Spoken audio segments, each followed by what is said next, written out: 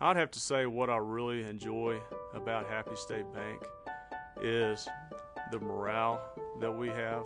Part of that goes back to the ownership that we talked about. Everybody understands as an owner, we're going to think like owners and not like managers, and we truly have each other's back each and every day.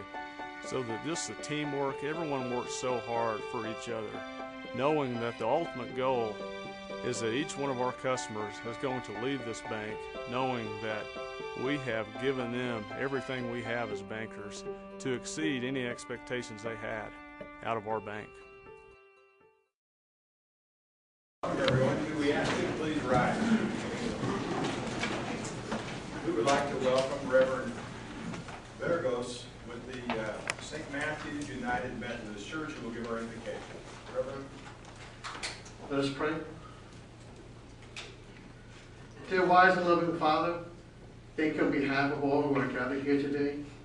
Thank you for the measure of help we need to fulfill callings. Thank you for the ability to be involved in useful work and for the honor of bearing appropriate responsibilities. We pray for our mayor, for the various levels of city officials, and in particular for this assembled council. May you graciously grant them wisdom to govern amid conflicting interests and issues of our times, a sense of the welfare and true needs of our people, confidence in what is good and fitting, the ability to work together in harmony even when there's honest disagreement, personal peace in their lives, and joy in their task. Finally, we pray for the agenda set before them today. Please give them assurance of what would please you and what would benefit those who live and work in our beloved city of Amarillo. It is in your most blessed name that we pray. Amen. Amen. Reverend, thank you for the prayer. Would you join me for the Pledge of Allegiance? I pledge allegiance to the flag of the United States of America and to the republic for which it stands, one nation under God, indivisible, with liberty and justice for all. We have the honor to read a proclamation today, so if everybody would be seated, please, we'll come around.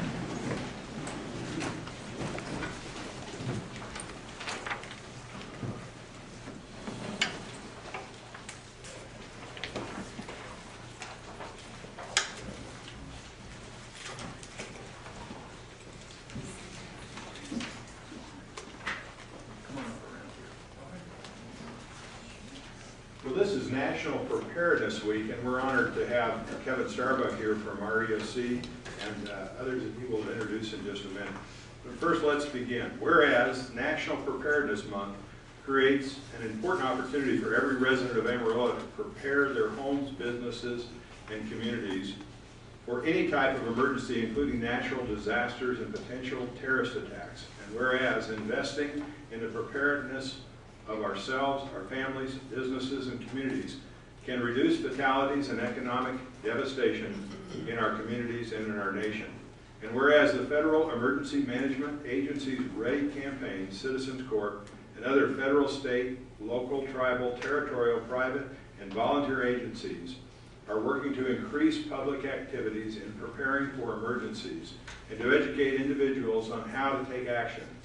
And whereas emergency preparedness is the responsibility of every citizen of Amarillo, and all citizens are urged to make preparedness a priority and work together as a team to ensure that individuals, families, and communities are prepared for disaster and emergencies of any type. And whereas all citizens of Amarillo are encouraged to participate in citizens preparedness activities and asked to review the READY campaign's website at ready.gov or listo.gov in Spanish and become more prepared. Now therefore, we mayor and city commissioners of the city of Amarillo do hereby proclaim September 2012 as National Preparedness Month in Amarillo and encourages all citizens and businesses to develop their own emergency preparedness plan and work together towards creating a more prepared society. Given under our hand and seal this day, Mayor and City Commissioners of Amarillo. Kevin, congratulations. We hope that you will be able to close it.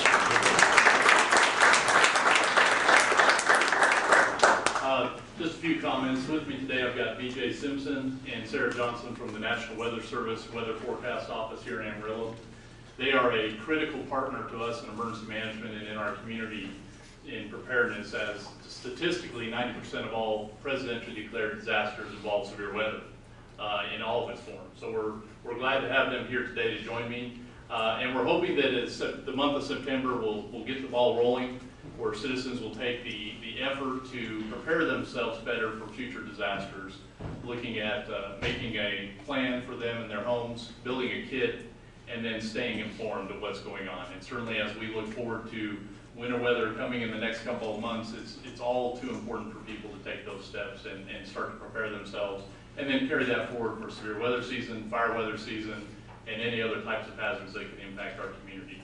So just appreciate the opportunity to come before the commission, and appreciate the opportunity to promote preparedness in our community. Thank you. Thank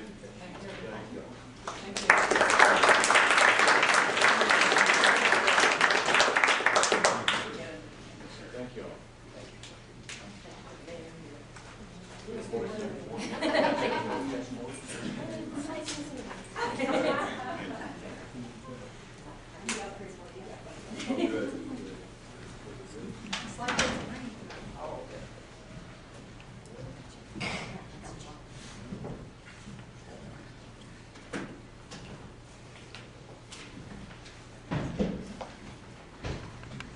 I think they just said there's a slight chance for rain tonight, is that correct?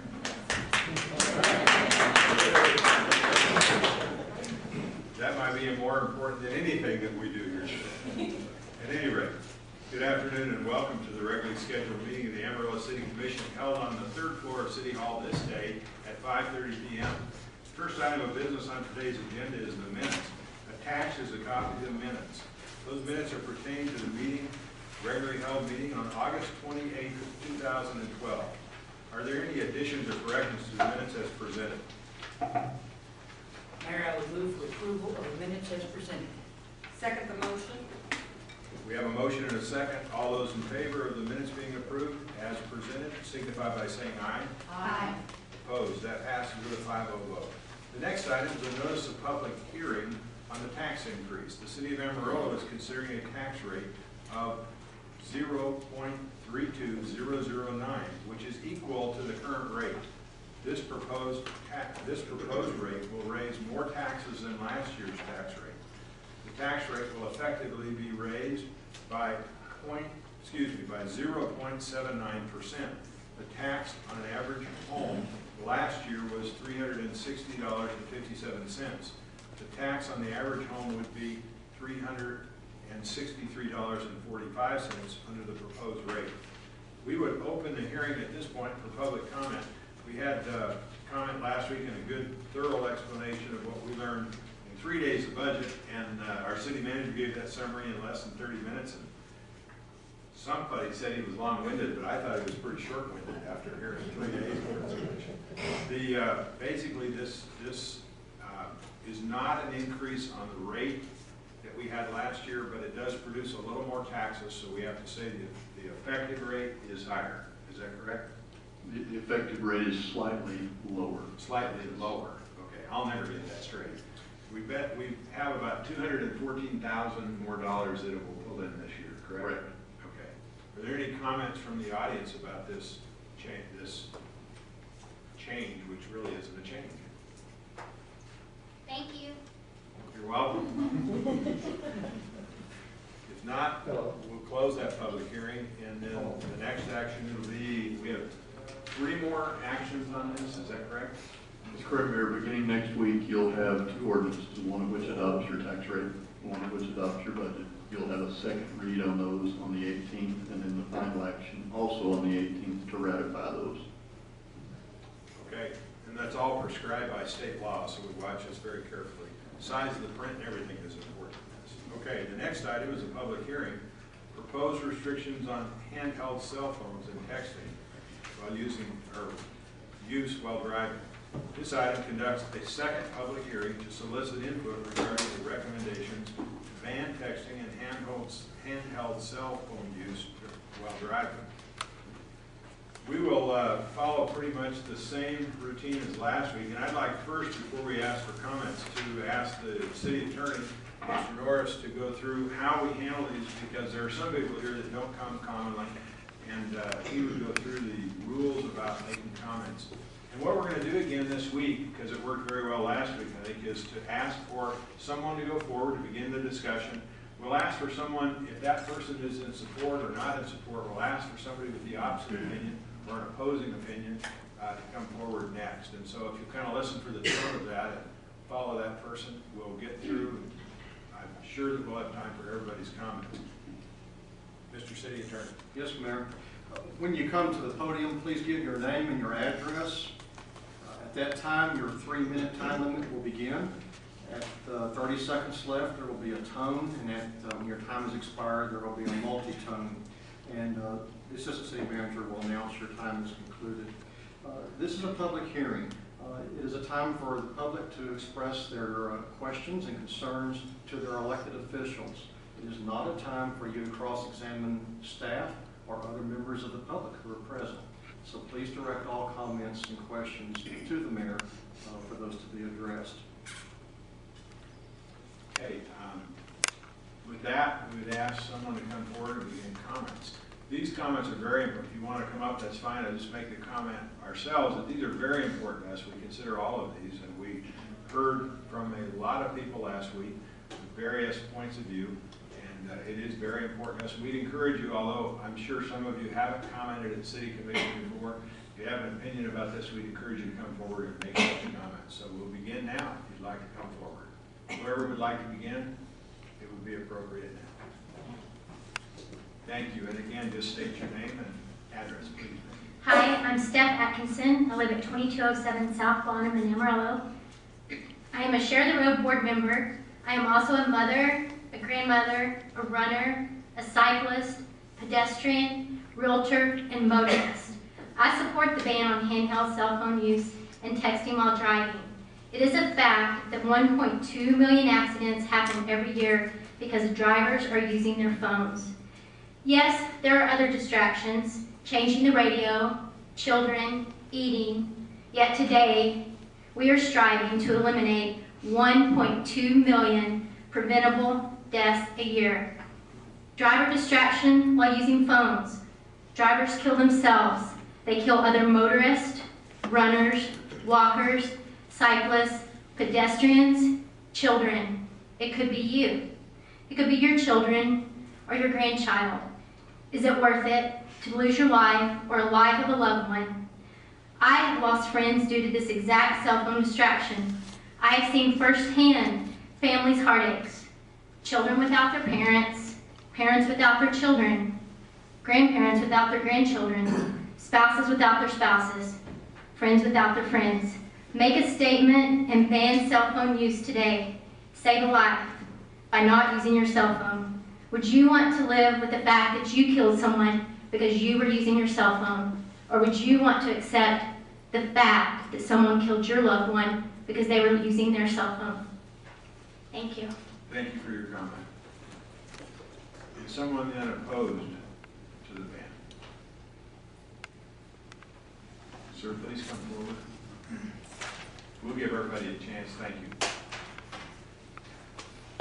Thank you for being here today. Welcome. Thank you, sir. This is my first time here. My name is Tony Johnson. I live at 1944 Northwest 12, Amarillo, Potter County. Anyway, I just want to say that I'm really 50-50 with my decision about this ban, but I would say 45, 55, 55 for, no, 45 for not the ban, and 55, no, I'm wrong. 55 for not having the ban, and 45 for the ban. The only reason why I'm going this route is simply because, first of all, I just believe in a person's freedom and liberty of choice. I'm sorry, but that's just, I feel like the individual ought to be responsible for their own actions and consequences, and whatever consequences may result need to be exalted to the highest degree of the law. Now, don't get me wrong. I understand the safety hazard. For that, I am on the safety committee, and that's why I say 50, I'm at the safety committee at the circle where I work at, and truthfully, I do understand the dangers and the distractions and things of that sort. And I really can live with the ban or not the ban. I could really go either way with it. But I'm just saying, as though all the consequences and everything, I just feel like we shouldn't have our rights taken away from us just because of what somebody else may have done or what they have did or whatever. Personally, I'm responsible. I just went to Dallas this weekend for Labor Day. Used my cell phone, text sometimes while I was driving, but I was very aware of what I was doing, and I was even talking on the phone because my Bluetooth doesn't work. So if there was a situation where we may be dealing with the texting, I could say, yeah, definitely the texting. I would have to probably say, yeah, I'm more in favor of banning the texting part. But as for just talking on my phone and just having a conversation while I'm driving, I just don't see any personal distraction that has with me. I can't speak for others, but I'm speaking about myself. And that's all I'm up here for, just speaking as for myself. And I'm just saying, because of that, because I know what I am, I'm responsible with what I do. But I also understand that if I violate any consequences, anything of that sort, then I know that I need to be held accountable to the highest degree of the law. And that's all I have to say. Okay. Thank you, sir, for your comments. Appreciate you coming today. Someone else then in favor of the ban? My name is Denise Fletcher. I live at 7611 Norwood Drive here in Amarillo. I typically make presentations to a lot of people in my line of work, and so I apologize to you for reading this to you, but it's very personal to me. 2.5 years ago, if you would have asked me what was my favorite way to spend my time, I would have told you that on Saturdays I meet a great group of people at Hollywood theaters for a group bike ride. Rollout time was 7 a.m. From there, we would hammer out 70 to 80 miles all before noon. We took various routes, we had various stops. It was a great time. Most of all, I loved the fellowship I shared with this group. Cyclists can be an odd bunch, just paths probably normally wouldn't otherwise cross, but they have big hearts and they're my extended family. Unfortunately, at 8:21 on July 17, 2010, my life was forever altered. My good friend Cindy Whitney was hit by a distracted driver at 70 miles an hour. You can only imagine the injuries that can be inflicted at that speed. She was close enough for me to reach out and touch her when she was hit. We had been enjoying a wonderful ride, talking about kids and work, basically catching up on the week's activities. She was going to be starting a new job that Monday and was looking for someone to help clean her house. It was an absolutely beautiful morning, and you could see for miles. The sun was shining, and there wasn't a lot of wind. All of a sudden, in mid-sentence, the noise started. And events like that really do happen in slow motion. I still see, smell, and hear those events on a regular basis. That day, a 16-year-old girl lost her mother. My other friend lost his wife of about 30 years. I almost lost my life. I don't know why I walked away without physical injury, but I did. I didn't totally escape because I still have a really hard time with that day. I had nightmares, I had to take medication, I had symptoms of post-traumatic stress disorder. About 6 months ago, a cattle truck passed me on the highway and he hit a bump. The noise was so similar to what I heard that day, I had to pull over by the side of the road. I was hyperventilating and shaking so much that I had to call my sons to come and pick me up. I know that accidents happen, but an accident is something that was unavoidable. This event was avoidable.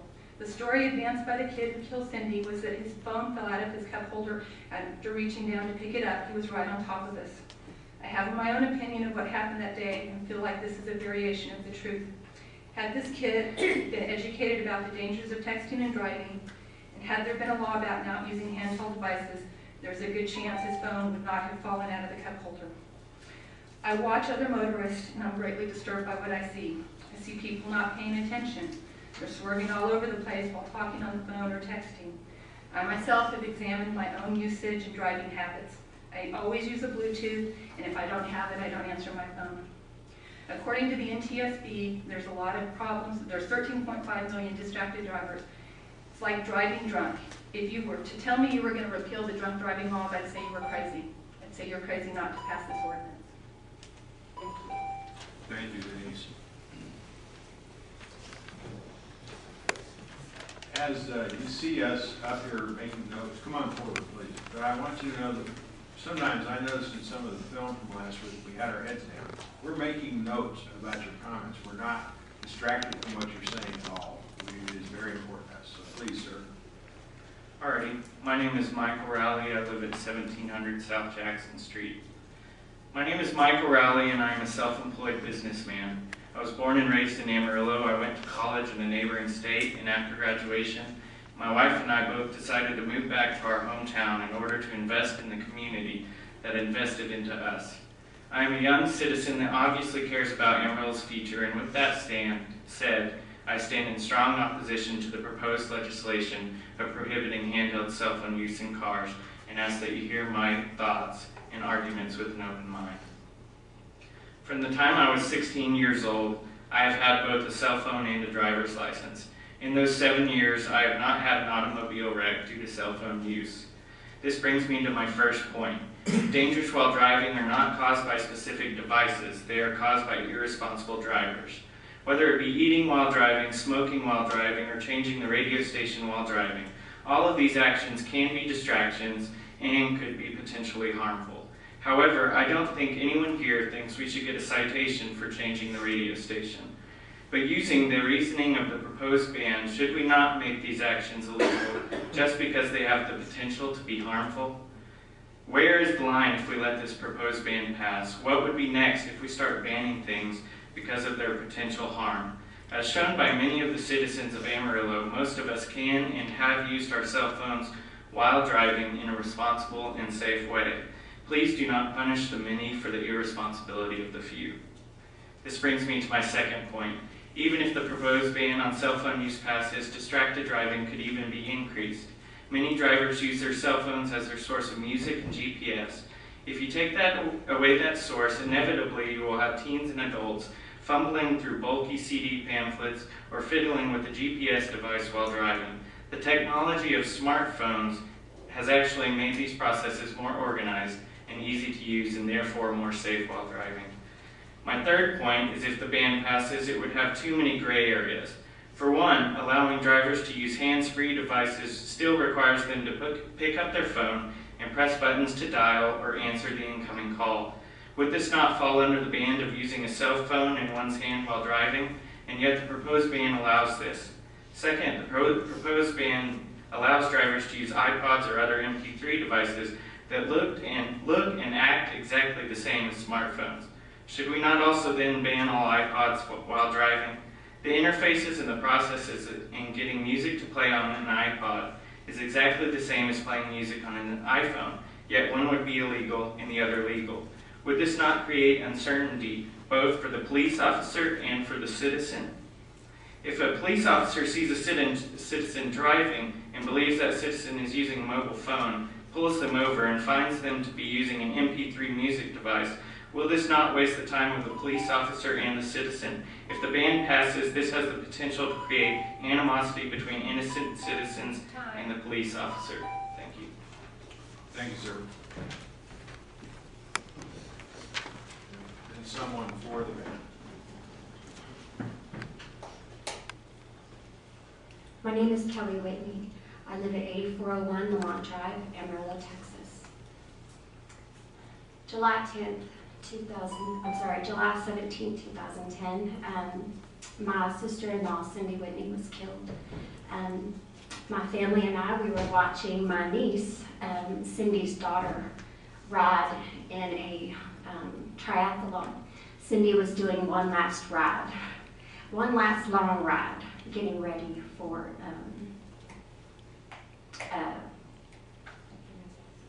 the MS 150. I apologize. We were all having a great day.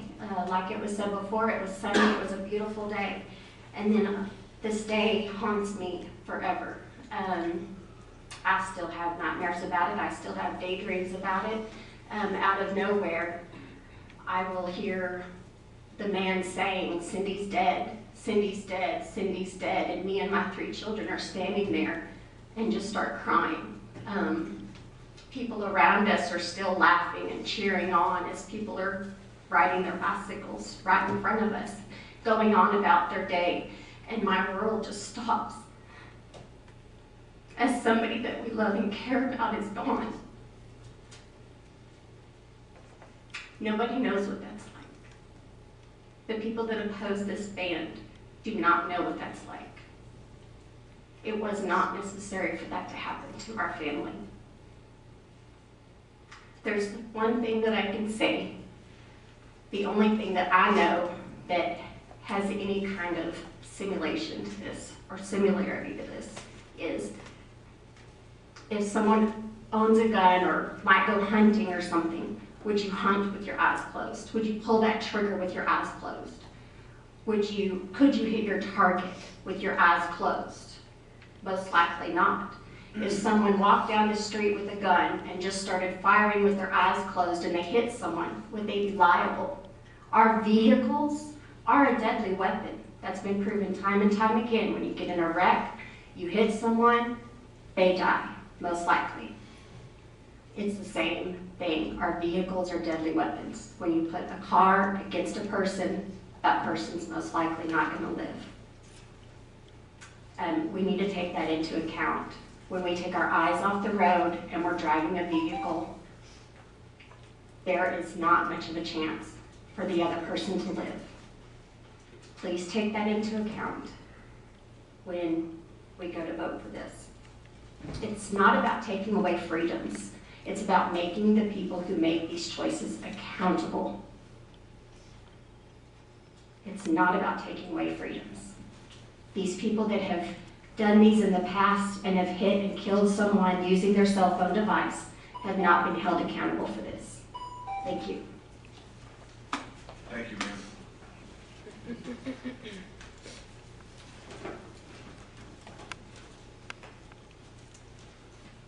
David Arts, 10501 Southwestern, Amarillo, Texas. We've heard a lot of things today, a lot of stories.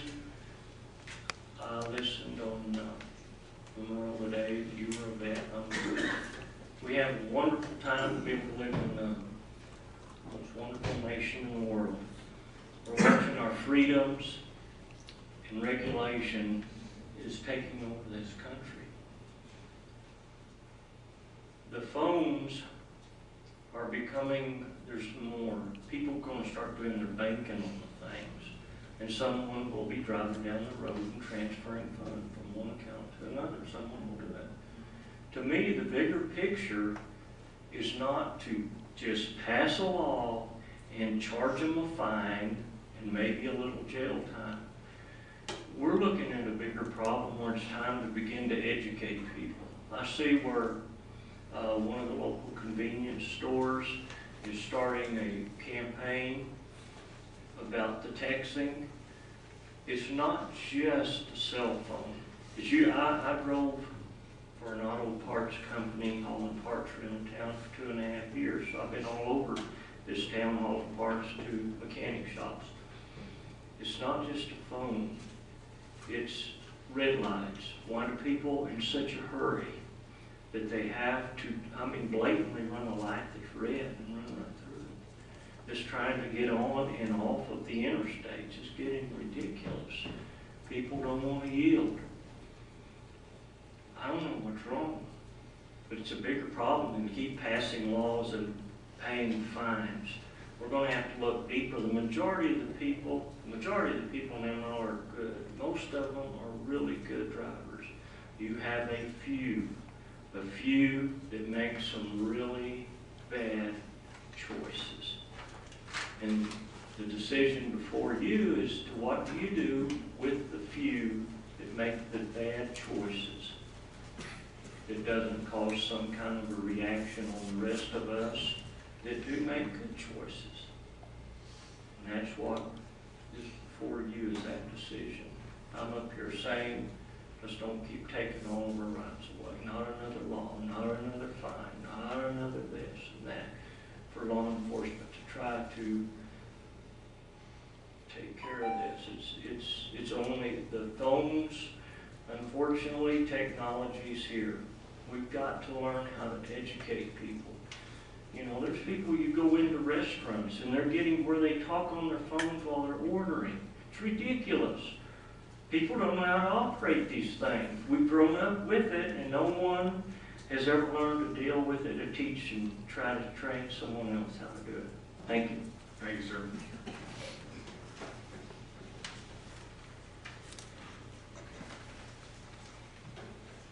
My name is Robert Davis, 13010 Amarillo, 13010 South Georgia in Amarillo. I've had a service business in Amarillo for 35 years, so I'm quite familiar with traffic in Amarillo. And this is almost petty after listening to these stories of people who've lost loved ones because of distraction by cell phone drivers. But I would like to bring up a couple other ways that this costs people, aside from the death and destruction. I've seen my travel time increase exponentially between jobs, and this is due to cell phone usage. When I'm on a side street and I'm trying to get on a street like Bell or Coulter, trying to get access to that street, the flow of traffic comes by, and inevitably there'll be someone that's distracted on their cell phone, so they slow way down, as many people do when they're talking on the cell phone.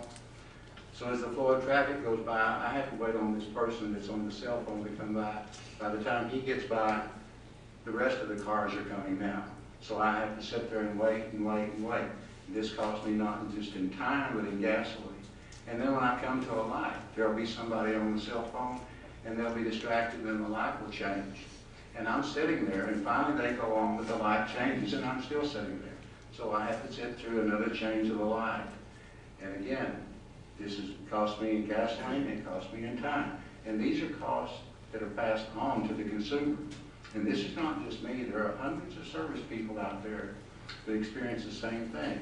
And they pass these costs on to you, and they pass them on to me, because when I call a plumber or an electrician or someone else, they have the same issues. And one other thing I would like to bring up, a couple of weeks ago, I was in a body shop having a door fixed that wouldn't open properly. And I was talking to the shop foreman and watching how busy they were and everything, and I said to him jokingly, I guess y'all not real big on driver education. And he laughed and he said, well, the real boon for us has been cell phone usage, because their business has increased so much because of people being distracted and the increase in accidents. What that means for you and me is that if the insurance companies are paying for more accidents, everybody's insurance goes up. So those are just two other ways that cell phone usage costs us, whether we're using the cell phone or not. And one last thing, I would just like to say that I think it's a mindless non-argument to say because there are distractions, we should go ahead and allow another distraction. And I think a line has to be drawn somewhere, and that's what you're here for, is to draw that line and saying enough is enough. Thank you. Thank you, sir. Anyone that is against, next comment, against the ban? Sir, come forward if you'd like. We don't have to stick to that strictly, but. My name's Howard Smith. I live at 1616 Polk Street. I'm here representing only myself, no special group. I want to break my comments up into two parts. First, texting. Texting while driving should not be allowed for any reason. I attended the Texas Tech football game last Saturday, and they made several announcements about that to try to discourage texting. They asked 60,000 plus people that were there, says, how long does a typical text take? It's 5 seconds is what they said. And how far does a vehicle go during those 5 seconds? 100 yards. 100 yards is one city block in downtown Amarillo. That's too far to go to be looking at your phone and not paying attention to what's going on. Second part is using a cell phone while driving. I think using the cell phone should be allowed if a person has equipment that allows it to be hands-free. And I don't mean just taking the phone and punching the button, speakerphone. I'm talking about equipment where you can dial and answer hands-free. I think that should be allowed. That's my opinion. What's worth? Thank you. Thank you, sir. Someone that is against?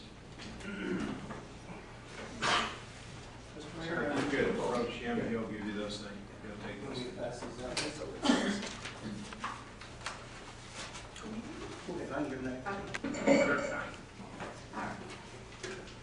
Good afternoon.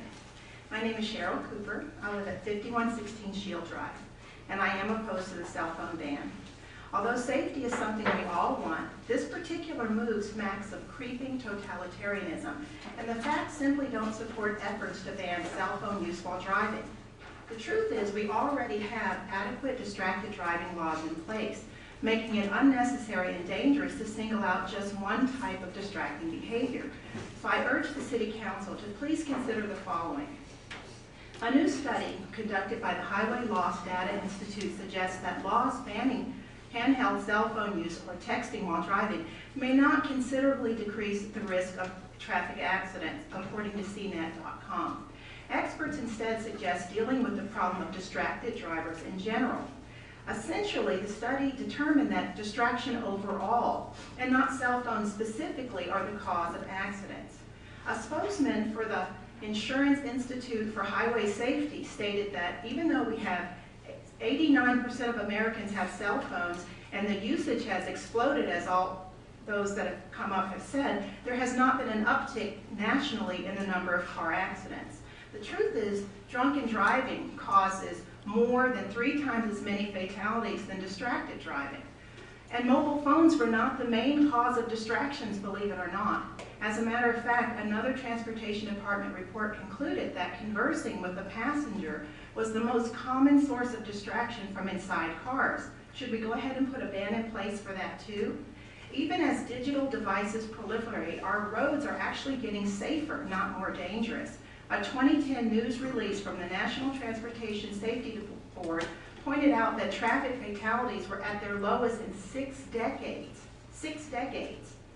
Lastly, and I just leave this with you, Gary Biller of the National Motors Association wrote the following, and I quote, "If the government is to play a role in reducing dangerous distracted driving, it should concentrate its efforts and resources on education, not redundant legislation or the isolating of a specific activity behind the wheel." Even Governor Perry, who vetoed a plan to ban cell phone use while driving, apparently agrees that information and education versus banning and micromanaging is a better solution. After all, education focuses on making a positive impact to change a variety of unsafe or distracted driver behavior. This is the direction that many of us, maybe not expressed here, but many of us believe the City Council should go.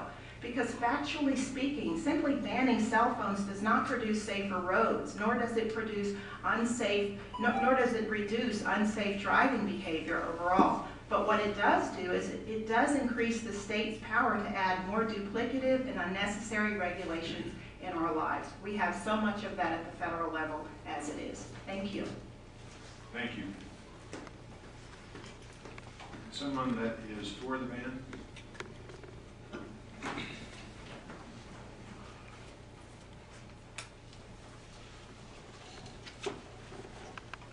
My name is Pia Habersson.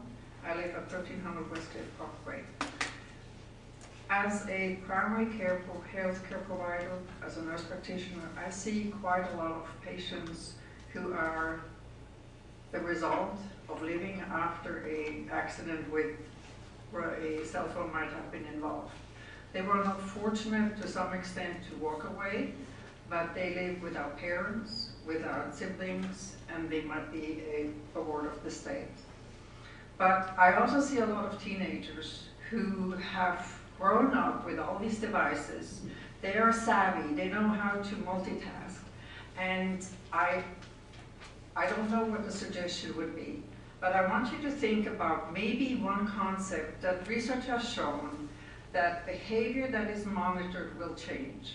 So maybe put up a board at every stoplight with "Don't text and drive" to remind people, and when they see that, they go, well, okay, maybe I shouldn't. And those who are responsible will put the phone away and won't use it. It is, I think, an age issue that some people who are really multitasking, they have a lot of ability to do 2 things at once. But also, in the medical research is showing that the reaction time of a driver who drives under the influence is almost better than a person who texts. And there goes the example that the gentleman used before me about the city block, 5 seconds that it takes to text. A person who drives under the influence might not be as quickly responding, but a person who texts doesn't respond, period. Thank you very much. Thank you, ma'am. Someone then against? Robert Tolliver, 4400 Southwest 3rd Avenue in Amarillo, Texas. Would like to thank you for the opportunity to speak yet again, and would like to commend the Traffic Commission for attempting to do a very good work at due diligence. However, there are several areas that were grossly overlooked, and I think everyone in this room will agree that words are power. There is a gross misstatement on the first comment that is made in the Traffic Commission report. It says,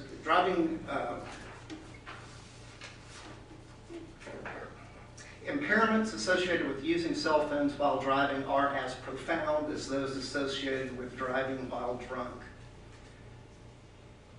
As profound as those associated with driving as drunk. The 4 statistical studies that were used by the Amarillo Department as well as me came up with a simple statement that reads correctly, can be as profound. There is a great difference in the power of words there.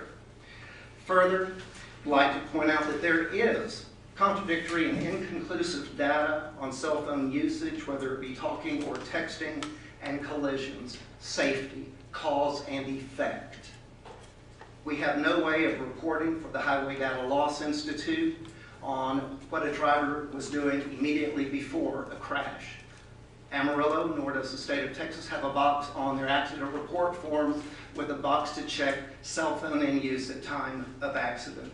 That same statement is held by the Insurance Institute and the Highway Data Loss, that there is no way for them to quantitatively gather the data necessary to make a determination on the cause and effect of cell phone use. Further, handsets, cell phones are not substantially safer than handheld because the primary risk is to answer, dial, and other tasks that will require you to take your eyes off the road. It's not the cell phone, but it's the driver who is the high risk, not the cell phone. The NHTSA study in 1966, as well as to date, is having to confront several different technologies, telematics, which means cell phones, navigation systems, OnStar, push-to-talk, hands-free. They are all distracting. They are wrestling on the national level with safety, what the consumer wants, what safety regulations must be met, and the automobile industry is wrestling with safety and the consumer needs issues. So it is not an easy fix. It is the behavior of the person that needs modification. A key finding that was omitted, quote, no studies were found that directly address or resolve the issue of whether a causal relationship exists between cellular telephone use and operating a vehicle. Thank you. Thank you. Anyone else for the meeting? Hi, I'm Melody Weiss at 2613 Hayden, and I'm a supporter of Share the Road. I'm a cyclist, I'm a runner, I'm a motorist, I'm a business owner, and most importantly, I'm a mother of a 19-month-old. Due to recent accidents like Denise described and distractions that I see while driving, we have stopped participating in her favorite activity, which is riding in the bike trailer while I pull her in front. I'd like to address the issue brought up regarding freedoms that this ban is taking away, or the perception of freedom that it is taking away. The ban does not take away the freedom to use your cell phone while driving. You can still use your cell phone wirelessly. We can still talk. We can still conduct business. I'd like to find out how the city will educate citizens that they can still use their phone wirelessly and address those concerns about removing freedoms and the inability to conduct business. education will be an important part of whatever we do. Okay. It's a critical part. We all understand that. Well, thank you for taking the time today to talk about this. Thank you very much. Someone else against? Someone else for? I would encourage people to make these remarks while they're here. If you're against or if you're for, this is really, we'll have 2 more opportunities when we put this in front of us, but we'll have pretty much formulated a lot of thought and a lot of decisions at that point. So please come forward today. Do not be reluctant to come forward and make your comments. My name is Kenneth Graham. I reside at 3007 Harmony Street. I'm here today to speak on behalf of someone who's not strong enough to be here. Her name is Anna Ison. Anna is a survivor of a horrific crash caused by a motorist out on Interstate 40 in January of this year that took her husband's life, David Ison. Anna would like to be here, but as I mentioned, she doesn't have the strength yet. She suffered some tremendous injuries to her body, but she asked me to read this statement. So if you would allow me, this is from Anna Ison. Anna says that as I'm unable to attend the meeting on September 5th, I want to share my views on the problem of using handheld cell phones and driving. On January 5th of 2012, my husband and I were cycling on Interstate 40 towards Bushland. We were hit by a man driving a Toyota Tundra. My husband, David, was killed and I was critically injured. Although use of a cell phone did not play a role in our accident, I feel strongly that minimizing distractions while driving is extremely important. A driver cannot have his eyes on the road while using a handheld cell phone. It is impossible. If my husband was here, David would be in full support of banning handheld cell phones while driving. In fact, we discussed this issue prior to his death, and David practiced what he preached. If David needed to use his handheld cell phone in the car, he always pulled over. This ban will help protect pedestrians, cyclists, runners, motorcyclists, and drivers alike. David was adamant about following sound safety practices as a cyclist, and he expected the same from drivers. Please take the steps necessary to implement this change. Respectfully submitted, Anna Ison, 4420 Southwest 2nd Avenue. Thank you. Thank you, sir. Any other comments, please? We encourage these comments at this point. Yes, ma'am.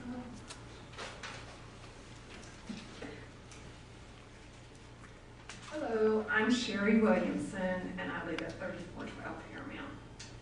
And since this is National Preparedness Month, I can't think of a better way than to be prepared by banning cell phone use in the city of Amarillo. And I certainly appreciate all the work and effort that the Amarillo Traffic Commission put in to making the recommendations. Last year, I was watching 2020, and it was on April 22nd, 2011, and Chris Como did a segment on cell phone use, and he started out in Syracuse, where they do have a ban there, and several people were given tickets for using their cell phone, either talking or texting. And these people were given the opportunity to go to the Virginia Tech Transportation Institute and do a kind of obstacle course there, and ABC picked up their expenses. And so they went and they were given all these obstacles to do while they were driving, using their cell phones and different types of things. And every one of them either hit somebody or missed, like ran a red light or something. And the consensus was that we just need to be more aware of what we are not able to handle while we are driving. And that made a huge impact on me. And second point is, I live on Paramount, and I see several drivers that drive in the biking lane and they're on their cell phones. They are in the bike lanes, driving their cars, talking on their cell phones. very safe. So I just ask for safety for everyone in our city. Thank you. Thank you. Anyone else, please? Sir, please come forward. Anybody, that's fine. Hi, my name is Steve Parra. I live at 1930 South Harrison here in Amarillo. I just wanted to get up and voice my support of the proposed regulations for a multitude of reasons, but one, I think it's proven that even the most responsible drivers can make mistakes.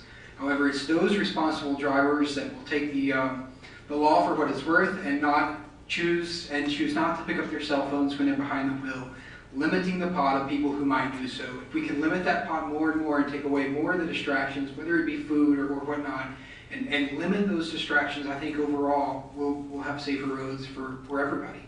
So again, I just wanted to voice my support for the ordinance. Thank you. Thank you, sir.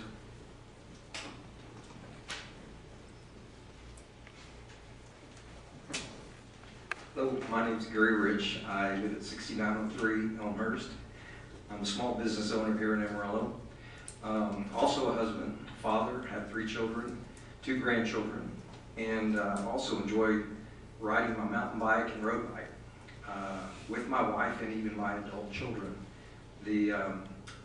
Of course, their spouses enjoy with us. So one Saturday I was out on a ride and realized that I had my son-in-law, I had my daughter, my wife, myself, and thought, you know, if a car were to hit our little group, it would eliminate a big portion of our family. And we take that risk as cyclists, and it's a scary risk, I guess, because I didn't know David. David would come in and buy product from our company. We'd see him out on the west going to Bushland.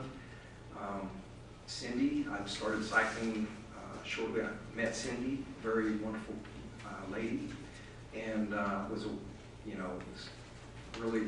was a shock. I mean, it's hard to believe that somebody you recently met had a tragic accident such as that. I'm totally in full support of the Traffic Commission's recommendation to the city commissioners to ban the use of the handheld cell phones. Just yesterday, I was coming home down I-40 westbound in the center lane, or I guess the southbound lane. A lady was on her phone talking, and another vehicle came up behind her. Actually, it came behind me, and I noticed her flasher, so apparently she was making an emergency run with her passenger to the hospital. I scooted over, she ran up behind the other vehicle. The other vehicle never acknowledged that that lady was trying to get around her to get her passenger to that hospital. So there again, I see this. I don't travel that much in town, but when I do travel on I-40, I see a lot of cell phone usage and a lot of speeding up, slowing down, swerving, out of the lane. So that was just yesterday. Last summer, my wife and I were making within a 2 or 3 square mile in the city. We saw 2 accidents at a stoplight due to people on a cell phone. It wasn't just a fender bender, but they tried to go. When we were in the turn lane. They thought they had the red or the green light, and they tried to go and ran into the vehicle in front of them. But just to urge you as community leaders to expand the current handheld device ordinance in school zones to encompass the entire city limits. Okay? Thank you. Thank you. Sir, I think you had a comment in the back.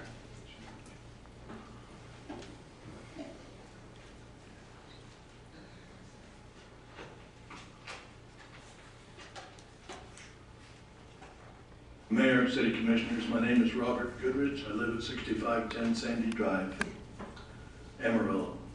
I'm like everyone here. I use a cell phone and I drive a car.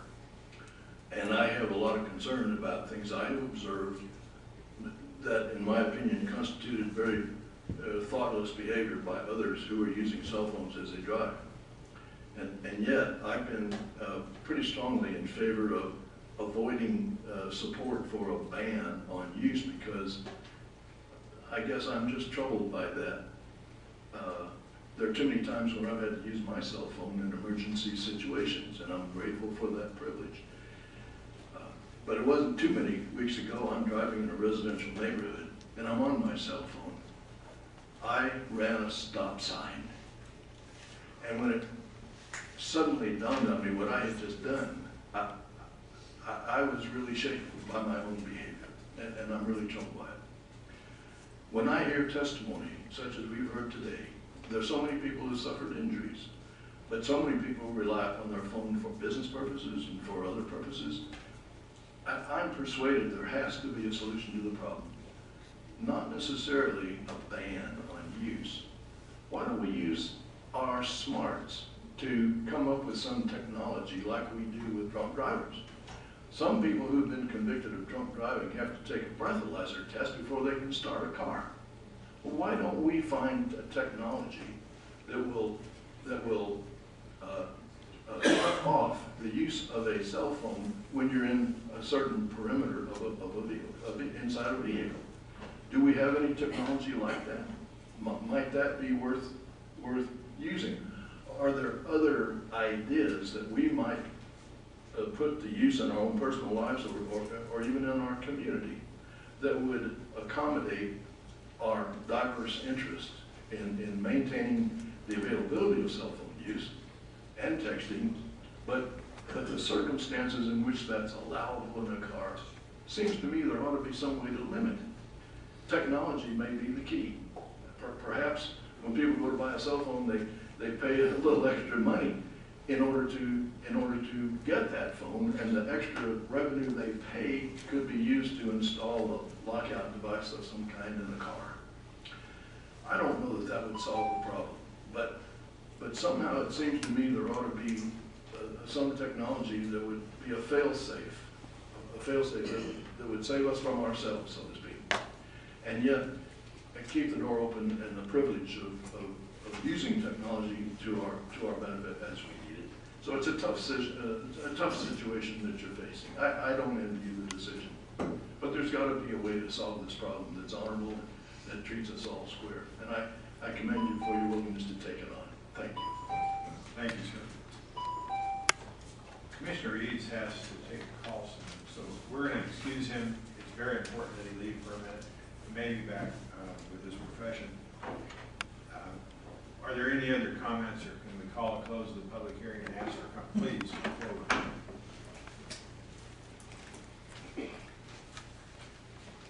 My name is Robin Willis, 6104 Tuscany Village. I come before you as a citizen, a parent, a grandparent, an educator, and a survivor. I have also, just 3 short weeks before Cindy was hit and killed, was the victim of a distracted driver. Someone who actually saw my riding partner and myself, yet still hit us.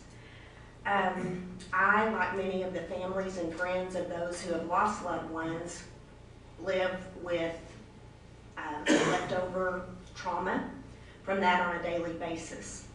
So I come before you today asking you to consider something. One of the things that we do, I'm also Vice President of Share the Road, and even though I was riding a bicycle, and there have been many people that have talked about bicycles today, this involves much more than just bicycle riders. There are a lot of people in other vehicles, there are pedestrians, there are folks that get around our community on their motorized wheelchairs. It encompasses everyone that is an active participant or that lives in this community, or visitors that may be in our community.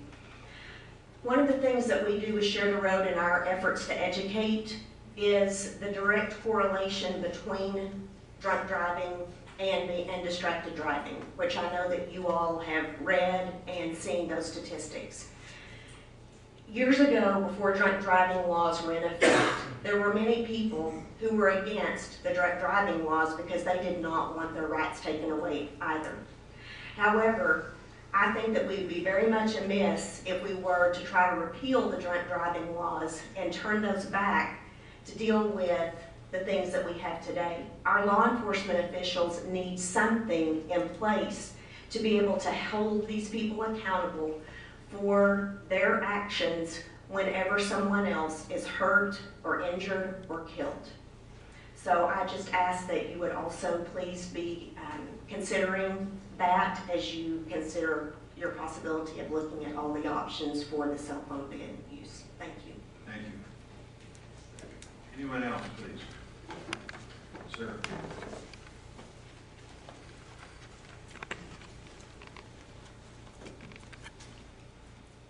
Thank you.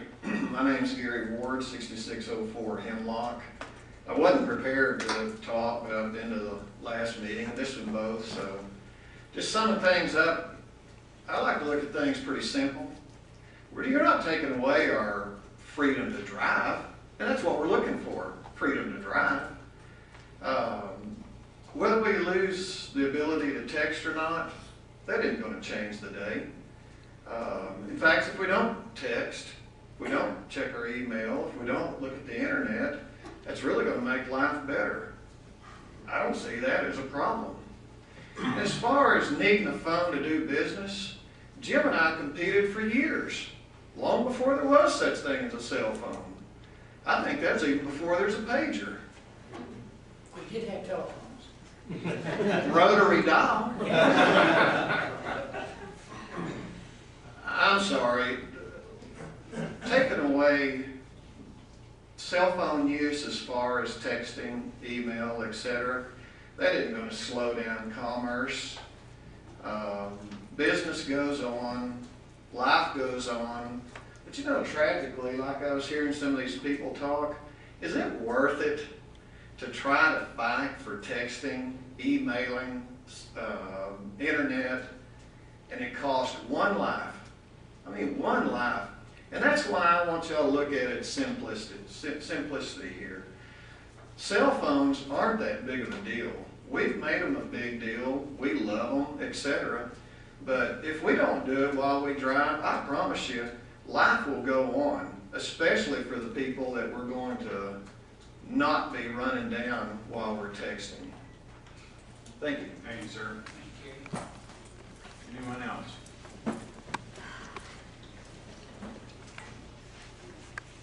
My name is DJ Steuben, 6700 Wentworth. I'm also a neighbor to the Whitney family.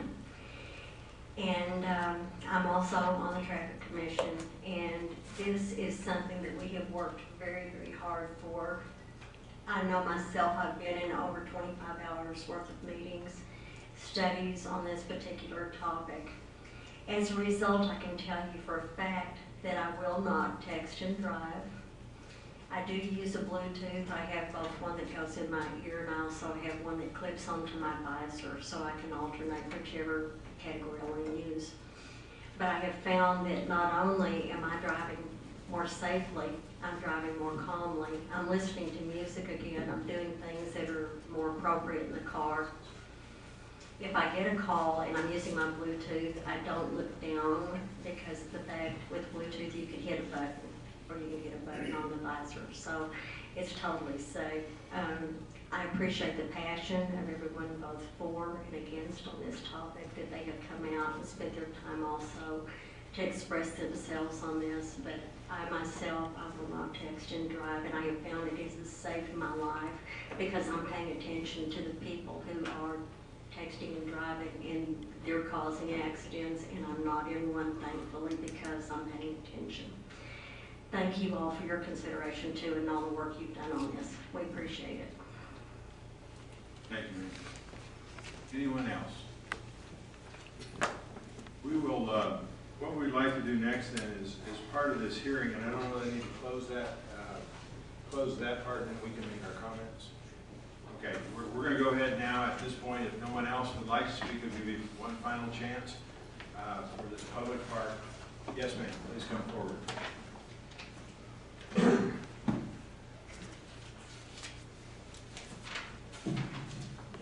Carolyn Thornton, 1947 South Mars. I too didn't plan on speaking, but I was just wondering, I can't even begin to even feel what these people are going through with the tragedies of these people's lives. It affected them so desperately. But I was sitting there thinking about two scenarios, which is when someone is driving and they're using their phones, whether they're texting or not, and they kill someone or injure someone terribly. And then you get someone that's driving that they're not using a phone at all, and they kill someone or injure someone just horribly. What's the difference? I'm wondering now if it is a good idea to go ahead and ban the phones. This is just modern technology. It doesn't demean the fact that whoever harmed someone or took their life should not take responsibility for that. I just want you to consider that. Thank you. Thank you, ma'am. If there are no other comments, we at this time would close the public hearing. And in order that we can look back at some of these, I would ask the commissioners to formulate comments so we can see what our next step is. I would like to go back through some things that I'm not asking for your comment back, but will be available next week and the week after. But just a few things that hit me as we heard this. One is that we already have a rule, and Mr. Norris, I'm not sure if you're familiar with it off the cuff, but we have a rule about not using a cell phone for teenagers. And it basically says you can't use the phone, but it does not address texting per se, does it? Mayor, I'd have to go check the detail of that statute on the texting part. My understanding is a driver under 18 is not allowed to use a cell phone. I would assume use is use, whatever function they do. And we have had multitudes of calls to the city asking us to put this law in because I want to tell my kids not to use the phone. To which our staff replies very succinctly, there already is a law. Tell them to stop using the phone. And yet we know that that's a problem. One of my thrusts with this is to make it enforceable. So if you see somebody holding the phone, it's a violation. And I would say that's, some might say that's extreme. I don't. My feeling is that if you're holding the phone, I want a policeman to be able to say, you're in violation. If I'm not wearing my seatbelt, they can say, you're in violation. I don't have any intention for my vote to go to something that's unenforceable. And I think that a simple text ban in most cases, not about what it does, but it is not enforceable to do texting. I'd also make a comment. Someone made a comment against the ban, and they're right to a degree. We don't have a clear path about this. There are studies that say that when you pass a texting ban, just texting, that accident rates go up for a short period of time. What that means, what they've decided that is that older people like myself, I want to put all the commas in a text and all the things, and younger kids can do it under their desk in school. They learn to do it there, as I understand it. But the point is that after a period of time that comes down because us older people that don't know how to text and drive, that try it, find out that it's wrought with tragedy and they quit it. And so if you look at those studies, there's a little spike afterwards and it drops. You can get, in my view, you can get this data to point any direction you want. I mean, you can find studies that say just about anything about any of this. That's my view. We've seen stacks of them. The Traffic Commission has gone through them.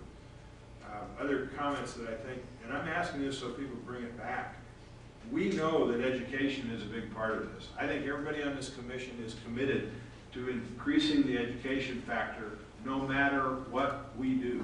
That the education factor is, and we're seeing it in the media.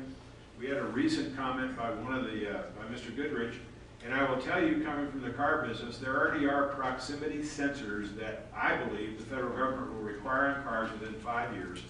And if you put it on a steering column, it can be retrofit very easily. It doesn't allow a use of an item within there, and I think they'll require a receptor in the phone, and if you have that in the phone, it simply won't work. But it hasn't happened, and it won't happen for quite a period of time. The state will not take action on this. Our commission felt we needed to study it and be responsible to the people in the city. On either side of this, we have absolutely looked at both sides of this. There's no question about that in the discussions we've had. It's been very widely discussed. passenger speaking. The study I read said that passenger speaking to a driver is much different, and it is much different because they're participating in the traveling. They see what's going on around them. Much different than me talking to my wife at home. And I know personally, I've hung up on her. She isn't happy when I call her back. She's hung up on me. I'm not happy when she calls me back and she says, look, I was trying to drive. Or I say, look, I was trying to drive. It's an awkward thing. It's not common for us to hang up on somebody else. And we all know reaction time is critical. We all know we're driving an unguided missile when we aren't taking care of that steering wheel. And those are the things that I'm concerned about. And I'm saying that so I can be challenged on it next week or the week after. And I'd like the other commissioners to make comments too, but from the things that I heard, that's probably a summary of what my reactions were to that. Other commissioners who would like to make a comment, please. Anyone else? Oh, I just wanted to say that I've been taking notes, and over the last 2 weeks, 38 people have come to speak to us, and I appreciate you spending your time and your effort to come down here to City Hall and speak. As DJ said, the Traffic Commission has spent 25 hours, I think, on this, and we have this much reading. And I appreciate people especially talking about the education, the importance of education, because it can be very, very important to have a multi-approach in no matter what we do. Education is very important. And for the last, I guess, month, I have watched my talk on not holding a cell phone. And it takes a lot of concentration to say, don't touch it, don't touch it, don't touch it. Because it's just become part of our everyday life, and we see it everywhere. So I appreciate you coming, appreciate you talking to us. Well, I'm a big believer in making municipal government as close to the people as is possible, and therefore that's why I appreciate DJ, Dean, appreciate you all, the other members of the Traffic Commission taking this project on. I have a lot of respect for what you've done, and I'm going to honor what you've done because you've done the heavy lifting, and I appreciate it. And I appreciate all the comments from the public as well. Thank you. Again, any comments? I want to thank people who made comments. No matter which side we're on, we all understand the tragedy that's affecting people's lives. No matter which side we stand on, we have a clear understanding of that. It took a lot of strength for them to stand up here today. Thank you. Do we have anything else on this item? Okay, then we will move on to the next item. And you'll have 2 more chances to comment on that. I think from our standpoint, the city manager, who would like direction from us about putting it on the agenda next week? Please, ma'am. Do we have a consensus that we put it on the agenda next week?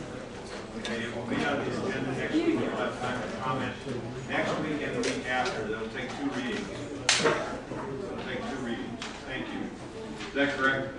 That is correct. There will be an ordinance requiring 2 readings. 2 readings. Okay. It'll be on there next. 3 o'clock. If you could, to clear the room as clear as, so we can move on, and we'll close that door. Thank you for participating. It's very much. Thank you very much for being here as you leave.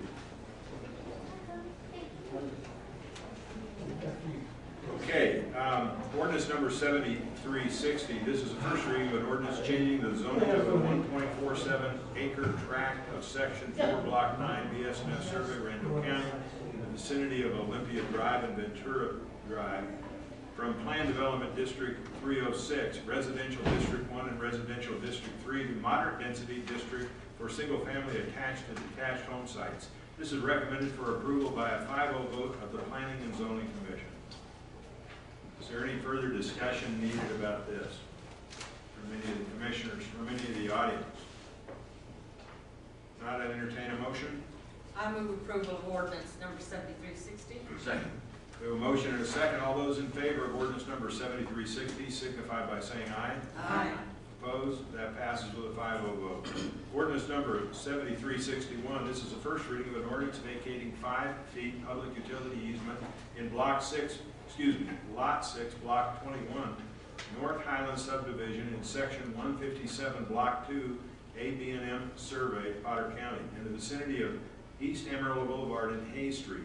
This is recommended for approval by a 5-0 vote of the Planning and Zoning Commission.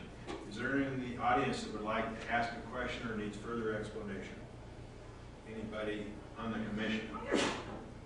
Not entertain a motion? Mayor, I move we approve ordinance number 7361. I second.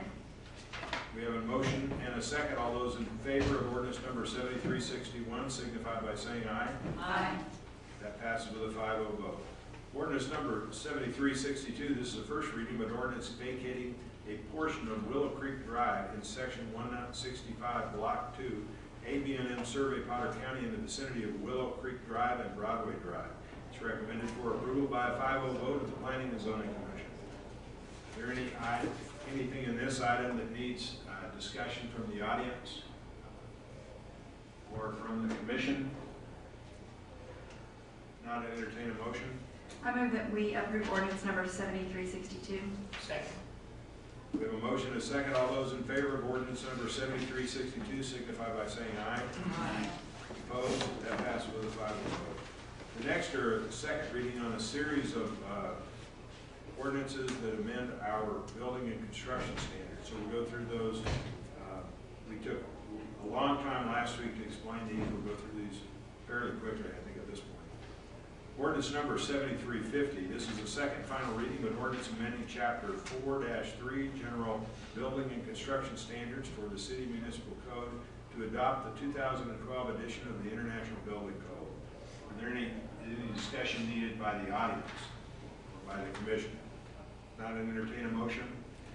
Mr. Mayor, I would move for approval of ordinance 7350. And I checked with the lawyer. We can't approve all these in one swat, so we'll go through them step by step, mainly in your honor, Mr. Ward. Thank you. Gary served on the committee to put all this together. They put in lots and lots and lots of hours. 94 meetings as I saw the tally of those meetings. So, thank you. Anyway, I move for approval of 7350. And I second the motion. A motion and a second. All those in favor of ordinance number 7350 signify by saying aye. Aye. Opposed? That passes with a 5-0 vote. Ordinance number 7351. This is the second final reading of an ordinance amending Chapter 4-3 General Building Construction Standards of the Amarillo Municipal Code by adopting the 2012 edition of the International Residential Code. Is there any discussion needed on this item by the audience or by the commission? Not entertain a motion? I move approval of ordinance number 7351. Second. All those in favor of ordinance number 7351 signify by saying aye. Aye. Opposed? That passes with a 5-0 vote. Ordinance number 7352 this is the second final reading of an ordinance amending Chapter 4-3 General Building and Construction Standards of the Amarillo Municipal Code to adopt the 2012 edition of the International Energy Conservation Code. Is there any discussion needed by the audience on this ordinance? By the commission? Not, I'd entertain a motion. Mayor, I move we approve ordinance number 7352. I second. A motion and a second. All those in favor of ordinance number 7352 signify by saying aye. Aye. Opposed? That passes with a 5-0 vote. Ordinance number 7353. This is the second final reading of an ordinance amending Chapter 4-3 General Building and Construction Standards of the Amarillo Municipal Code by adopting the 2012 edition of the International Fuel Gas Code. Is there any discussion needed by the audience on this item? By the commission? If not, I'd entertain a motion. Mr. Mayor, I move that we approve ordinance number 7353. Second. We have a motion and a second. All those in favor of ordinance 7353 signify by saying aye. Aye. Opposed? That passes with a 5-0 vote. Ordinance number 7354. This is the second final reading of an ordinance amending Chapter 4-3 General Building Construction Standards of the Amarillo Municipal Code by adopting the 2012 edition of the International Mechanical Code. Is there any discussion needed by the audience or the commission on this item? If not, entertain a motion. Mayor, I move for approval of ordinance number 7354. I second the motion.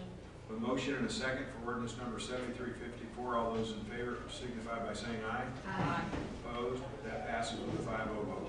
Ordinance number 7355 is the second final reading of an ordinance amending Chapter 4-3 General Building Construction Standards of the Amarillo Municipal Code by adopting the 2012 edition of the International Existing Building Code. Is there anything in this ordinance that needs discussion from the audience, from the commission? I'd entertain a motion. Mayor, I move approval of ordinance number 7355. Second.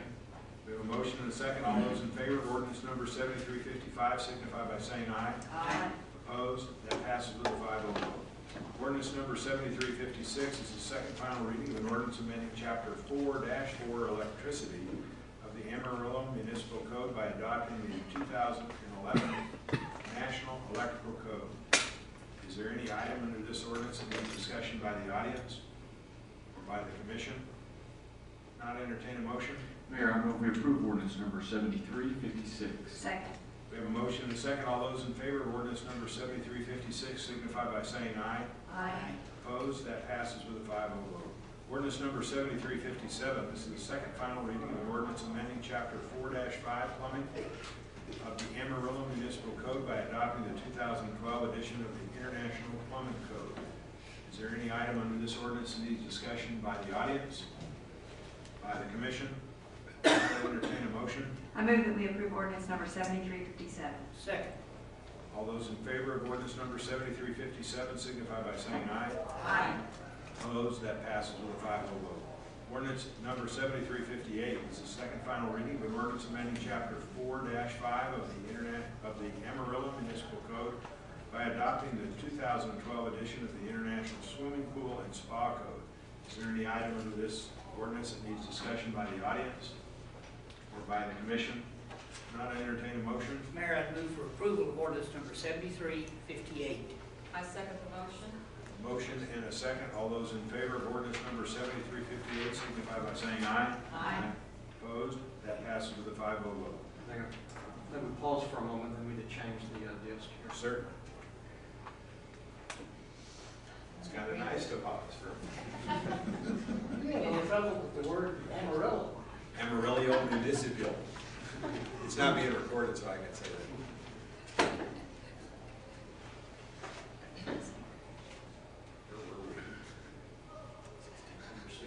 Number 16. Ooh.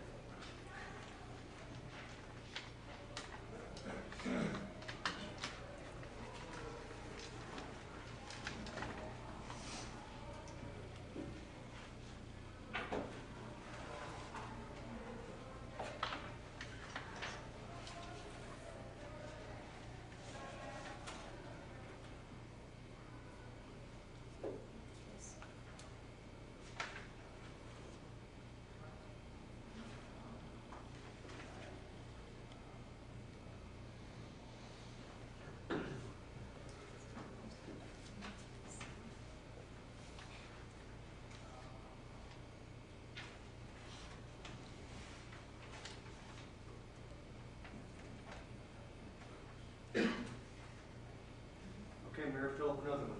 All right, sounds good. Ordinance number 7359, or 7359. This is the second final reading of an ordinance amending Chapter 10-2 Fire Prevention of the Amarillo Municipal Code by adopting the 2012 edition of the International Fire Code. Is there any item under this ordinance that needs discussion by the audience or by the commission? If not, entertain a motion.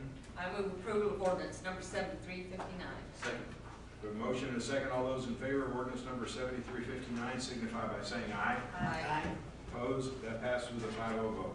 Resolution, public hearing. This resolution sets a date of October 8th and October 9th, 2012 for public hearings on a proposed annexation of a 16.35 plus or minus acre of land in section 62, block 9, BS&F survey, Randall County, Texas, in the vicinity of Southwest 34th Avenue and Soncy Road, Loop 335. This is recommended for approval by a 6-0 vote of the Planning and Zoning Commission.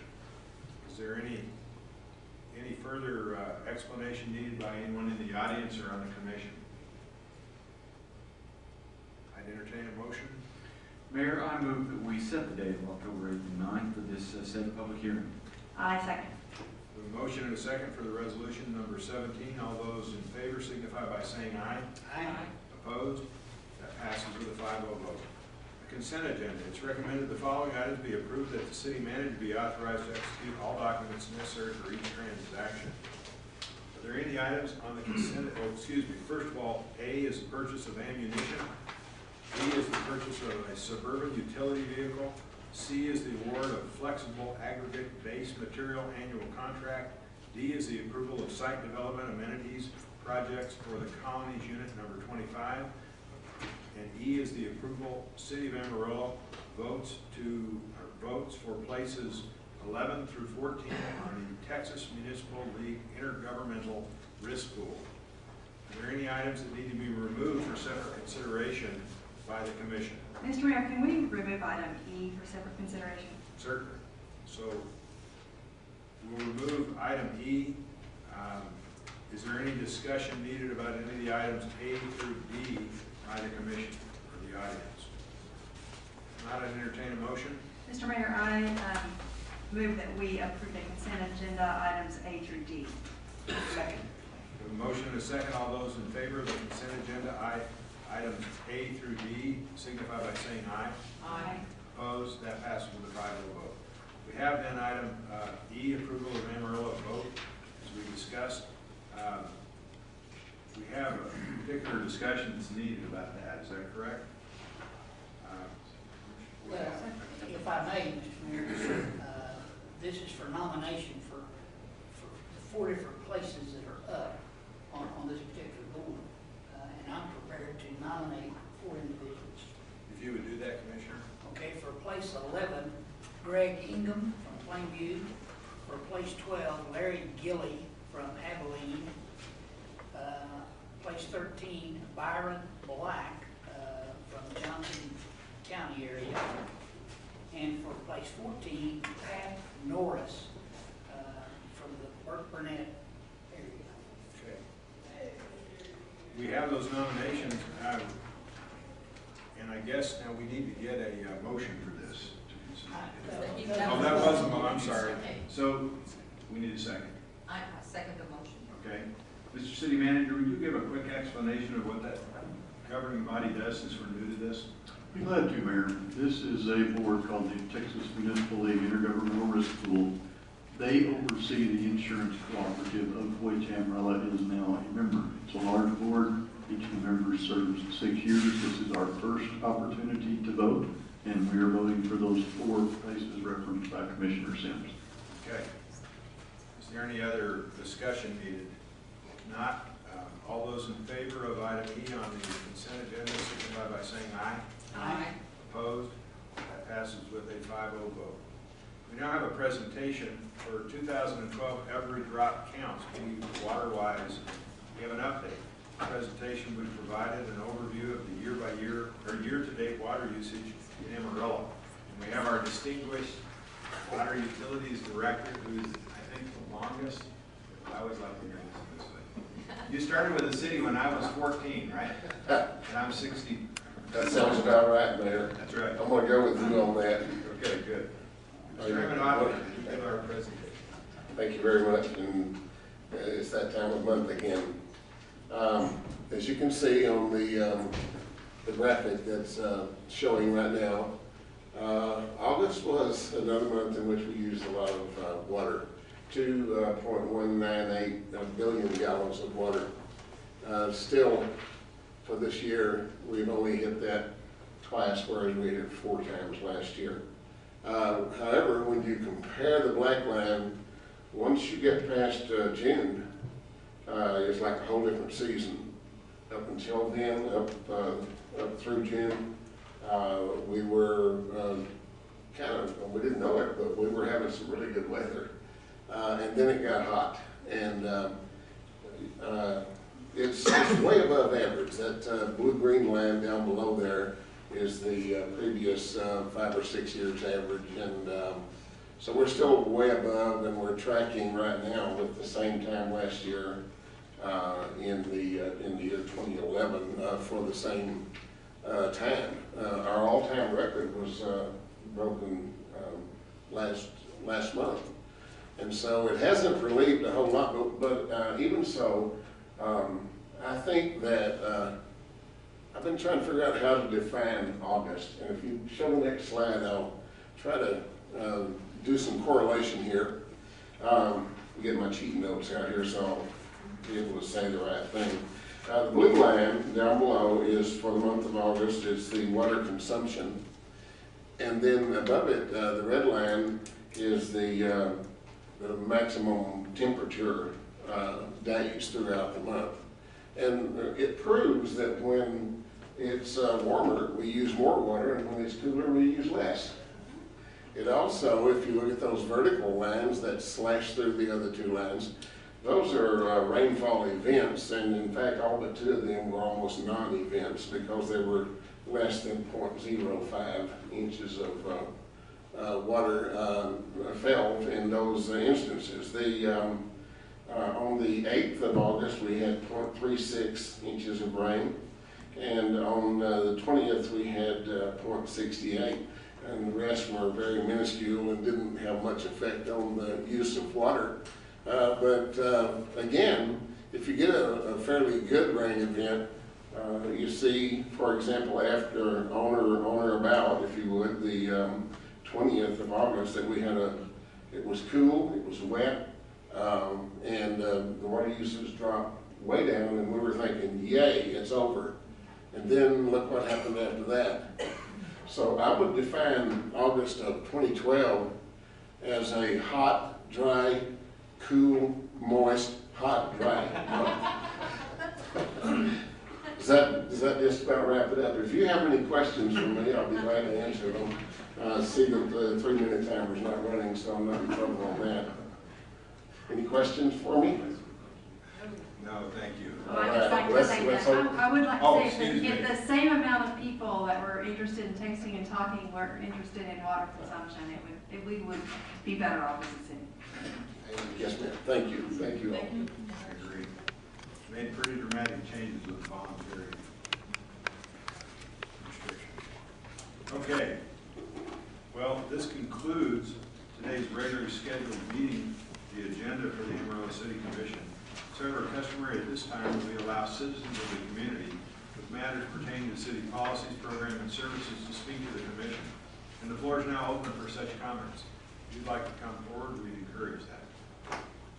As you can see, we encourage those comments. Any comments? Before we go then, I have a comment, and I think the other commissioners would join me on this. We cannot thank the Construction Advisory Board enough for the effort they put into making our rules better and to look at the scope of this and look at it very detailed from a standpoint of business people, consumers, city staff, policies, and I can't thank them enough. Any other commissioner would like to add a second to that? You're welcome to. But 94 meetings is extraordinary, and the work that came out of it is excellent. It really helped us understand that this is the right thing to do for the community, but it came from a melding of minds of all the people in that group, and you guys just did an excellent job. Thank you, and ladies. And I would like to thank Scott McDonald for his leadership as well. Thank you. And I would also like to add that all of this that has occurred is part of the comprehensive plan that we worked on starting a few years ago, looking to the future of Amarillo and trying to make things better for everyone, including our contractors and builders. And so I think we're moving forward in the right direction. And again, thanks to all who participated in this recommendation to the commission to update our codes. I think it's going to serve us well. Thanks. Okay. Not, the meeting will stand adjourned. We appreciate everybody's participation today.